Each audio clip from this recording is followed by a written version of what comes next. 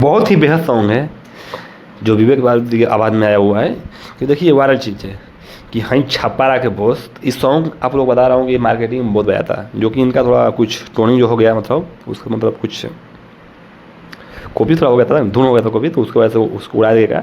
बस इस मतलब इस सॉन्ग को मान लीजिए लोगों ने बहुत कुछ कॉपी किया, बहुत लोगों ने इस कॉपी किया, तो उसी को कॉपी करके अभी एक कैमूर जिला पर भी आ गया, जिस नाम से हमारी निज स्टूडियो है, चैनल हमारी है, उस नाम पे आया कि हाँ कैमूर कैमूर कैमूर जिला कैमूर के किंग, जो कि अच्छा खासा जो सॉन्ग है और अच्छा खासा रील भी बना, और हम लोग भी रील बनाए इस पर है।